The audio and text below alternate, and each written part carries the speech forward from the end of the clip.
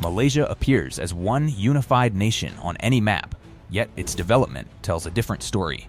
Along the western side, you find Kuala Lumpur, Port Klang, and the bulk of the nation's factories and businesses concentrated in a fairly compact zone. This region drives most of Malaysia's commerce, production, and overall financial growth. In reality, the Klang Valley by itself accounts for over 30% of the country's GDP, serving as the powerhouse for the whole economy. But shift over to the eastern seaboard, and the picture shifts dramatically. There are fewer factories, limited infrastructure, slower progress, and crucially, much weaker links to the other half of the nation.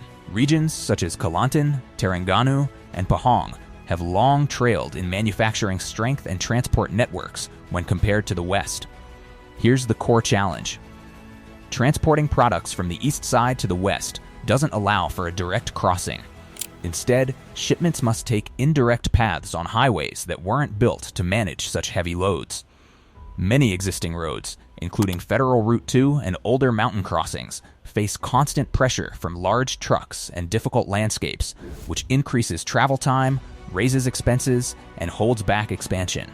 In certain situations, moving freight between the two coasts can require 12 to 15 hours by truck, depending on traffic and weather. That's why Malaysia decided to act. They approved a $16 billion rail line that slices straight through the country, linking Port Klang on the western shore all the way to the eastern side. This new line stretches more than 660 kilometers, or roughly 410 miles, passing through rugged mountains, thick jungles, and some of the toughest geography in the area. And China is playing a key part in its construction. But how will this railway actually solve an issue that's persisted for generations? And what makes it necessary to build on such a massive level? The initiative is known as the East Coast Rail Link, or ECRL. In essence, it's a major cross-country rail system that runs through peninsular Malaysia, joining the main business center on the west with the less developed eastern states. The complete track covers around 665 kilometers, or about 413 miles. It begins close to Port Klang, the nation's biggest harbor, which manages over 13 million TEUs each year, according to latest figures, positioning it among the busiest ports in Southeast Asia. From there, the line heads inland toward the Kuala Lumpur area, then continues eastward, traversing the main mountain chain before arriving at Kelantan on the east coast and later extending northward to Kota Bharu, close to the Thai border. This means freight, and travelers can travel straight across instead of circling the peninsula. In terms of engineering, this isn't an ordinary slow-moving train line. It uses standard gauge rails measuring 1,435 millimeters, matching the width found in advanced high-speed and heavy haul systems worldwide. This setup supports greater velocities, improved balance, and stronger load capacity than Malaysia's previous narrow-gauge tracks. Passenger services are planned to hit speeds of up to 160 kilometers per hour, or around 100 miles per hour, while cargo trains will transport huge amounts of goods over long distances, with expected yearly volumes reaching millions of tons when everything is running. Yet the rail line forms just one piece of the larger vision.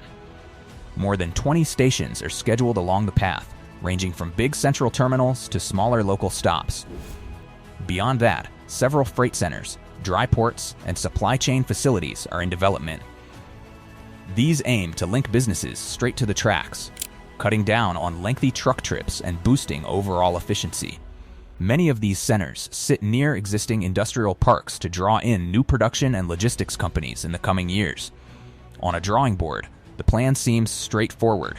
Sketch a path from west to east, install the rails, and unite the nation. But actual building reveals a far more complex situation. Right in the middle of peninsular Malaysia lies the Titiwangsa mountain range. This isn't simply rolling hills. It's a long chain of peaks extending over 480 kilometers, or about 298 miles, blanketed by thick rainforest, featuring sharp inclines, unstable soil in places, and frequent heavy downpours. This section presents the biggest hurdles. To push the railway through, builders can't use simple flat tracks. They must carve into hillsides, span valleys, and steer clear of weak ground that couldn't hold heavy structures. That calls for plenty of tunnels and bridges. The project features more than 40 tunnels, adding up to over 50 kilometers, or roughly 31 miles in total. A single standout tunnel runs longer than 16 kilometers, or about 10 miles, ranking it among the longest rail tunnels in Southeast Asia. These passages go through solid rock in some spots and softer, trickier earth in others, demanding varied building approaches like tunnel boring machines and controlled blasting. Meanwhile, big portions of the line sit on raised viaducts. In fact, around 30 to 40% of the entire route uses bridges and elevated platforms. These designs keep the tracks above waterways, low-lying flood zones, and bumpy ground, ensuring reliability even in harsh conditions. And weather plays a huge role here. Many parts of Malaysia see yearly rainfall above 2,500 millimeters, particularly in monsoon periods. This leads to dangers such as mudslides, floods, and shifting earth. Builders must create strong drainage, slope guards, support walls, and solid foundations built to last through these challenges. Then comes the matter of reaching the sites. Large stretches cross isolated zones with almost no existing roads, so crews first had to construct access paths, temporary camps, and delivery lines just to get machinery in position. This goes far beyond simply laying tracks. It's a massive coordinated effort spread across hundreds of kilometers all at once. And that brings up another key point. Why involve China, and what is their specific contribution? To deliver a project of this magnitude, Malaysia required more than blueprints. They needed solid funding, expert know-how, and a builder capable of managing such an enormous workload simultaneously. That's when China stepped forward. The lead builder is China Communications Construction Company, one of the biggest engineering firms globally, consistently ranked high among international infrastructure players by earnings. This is the same group behind ports, rail systems, roads, and major builds across Asia, Africa, and Europe, including many belt and road projects. On the money side, much of the support arrives through Chinese loans, mainly from the Export-Import Bank of China, which has backed numerous big developments worldwide. So this isn't merely a domestic effort with outside help. It's a partnership where China supplies both construction expertise and a substantial part of the funding. Still, Malaysia had pursued better east-west links for many years, with earlier ideas for a cross-peninsula rail dating to the early 2000s. Chinese participation allowed the project to advance at full scale. That said, such partnerships naturally spark discussion. When big foreign funding and building are involved, especially with high costs, concerns arise about debt levels and future effects. And that's precisely what occurred with the ECRL. Before full work could proceed, the whole scheme was halted and then revised. Right from the start, the ECRL carried a steep price. The first estimate sat at about 65 billion Malaysian ringgit, equaling roughly 16 billion US dollars then. For a nation Malaysia's size, this represented a serious investment equal to several points of its GDP. Work began moving ahead for a time. But in 2018, a new administration took office and quickly ordered reviews of major builds, including this rail link. The main worry was whether the price matched the benefits. Officials examined loan conditions, overall borrowing, interest charges, and if the projected gains would cover the investment. Construction stopped at that stage. At that moment, the project might have been shelved permanently. Big developments often stay paused when politics change. Yet Malaysia took another route. They reopened talks with the builders and adjusted the agreement. The overall budget dropped to around 44 billion ringgit, or about 11 billion US dollars, a cut of nearly 1/3. Sections of the path were also modified for better performance and simpler building. Work restarted in 2019, and this process shows a vital truth about giant projects. Success depends not only on technical skill, but also on political will, funding deals, and expected long-term returns. As of 2026, building continues across various segments at once. Major groundwork is progressing well. The most demanding section involves the tunnel system through the Titiwangsa Mountains. These require the most time due to ongoing digging, ground reinforcement, and finishing work. Advancement is consistent but careful because of safety and rock conditions.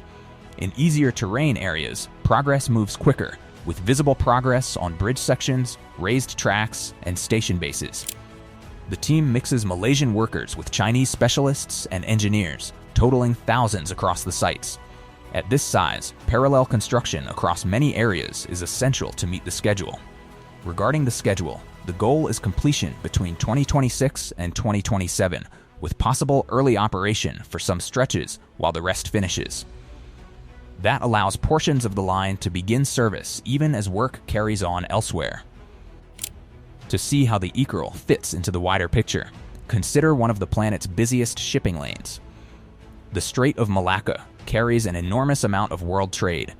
Over 90,000 ships sail through this tight passage yearly, moving oil, materials, and products linking Asia, the Middle East, and Europe. Malaysia's west coast borders this vital corridor, helping explain why ports like Port Klang grew so large. But the ECRL alters the dynamic. Rather than depending solely on sea travel, Malaysia can shift some cargo over land. A container docking on the west side doesn't need to stay on water. It can switch to rail, cross the country, and arrive on the east coast quicker than a vessel sailing around the tip, which might add several hours in busy times. This forms what's known as a land bridge. To be clear, this rail system isn't meant to replace the Strait of Malacca. Sea shipping volumes are simply too vast. Ocean transport will stay more economical for long hauls. The real benefits appear in particular scenarios: urgent deliveries, intra-regional Southeast Asian trade, or when harbors face backups. In those moments, trimming even a few hours or a full day matters greatly. It also provides Malaysia greater options. The country no longer depends on just one path for its goods movement, but the larger issue extends past Malaysia alone. So here's the question: what does it signify when such enormous projects rely heavily on Chinese funding and construction expertise? Does this represent the quickest route for nations to finally achieve infrastructure they've needed for years? Or could it gradually change control over important transport systems in the area? And if this approach succeeds here, how many other countries might adopt it? After all, this isn't China's only rail involvement, and more will likely follow. Share your thoughts in the comments below.